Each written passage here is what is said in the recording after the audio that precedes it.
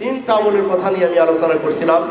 আপনি দেখেন যে এই কাজগুলোর মধ্যে অনবরতে আমরা ডুবে থাকি, যতক্ষণ পর্যন্ত আমরা চেতন থাকি, জাগ্রত থাকি, ততক্ষণ পর্যন্ত এই কাজগুলো আমরা করেই যাই। কিন্তু কাজগুলো অত্যন্ত মূল্যবান, অত্যন্ত সবগুলো কাজ, কিন্তু আমরা এটাকে ফলো করি।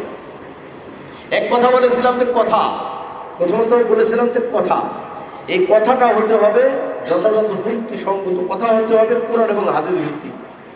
যখন আপনি একটা কথা বলবেন, কথার মাধ্যমে সব কিছু। বলেছিলাম যে কথায় মধু, কথায় বিষ। মানুষের মুখেই মধু রয়েছে আর মুখেই বিষ রয়েছে। একটা ব্যক্তি এক কথা বারবার বলবে, মানুষ বিরক্ত হবে না। আর ওই কথায় যদি আরেকজন একবার বলে, মানুষ বিরক্ত হয়ে দ্বন্দ্ব সৃষ্টি করে না ভাই? অনেক করে।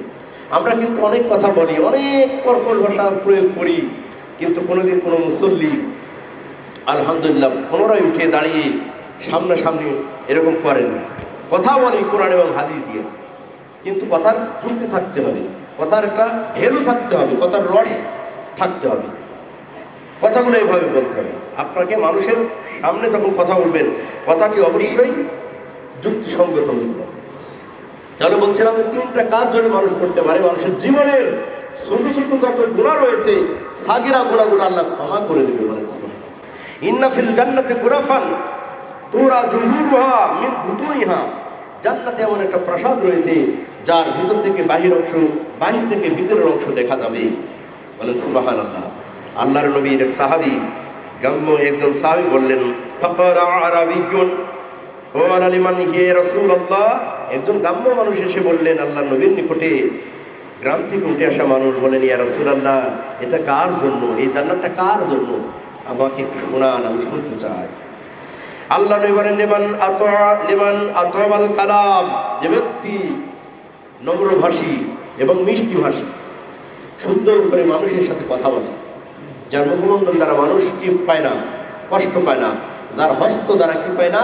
মানুষ কষ্ট পায় না। যার আচার আচরণ দ্বারা মানুষ কষ্ট পায় না। 2 নম্বর,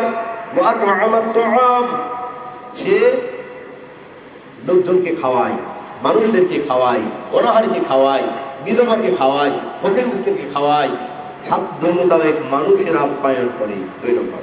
3 নম্বর, আদামা সিয়াম, সে সিয়াম করে পালন করে। রমজান মাসে সিয়াম তো পালন করেই, পাশাপাশি অন্যান্য সিয়াম প্রত্যেক বৃহস্পতিবার, সোমবার, এগুলোতে সিয়ামগুলো পালন করতে অভ্যস্ত হয়। 3 নম্বর, যে ব্যক্তি সিয়াম পালন করে। 4 নম্বর, ওয়াসাল্লা লিল্লাহি বিল্লাইলি ওয়ান নাসু নিয়াম, গভীর রাতে মানুষ যখন ঘুমিয়ে থাকে, তখন ওই বান্দা তাহাজ্জুদের সালাত আদায় করে।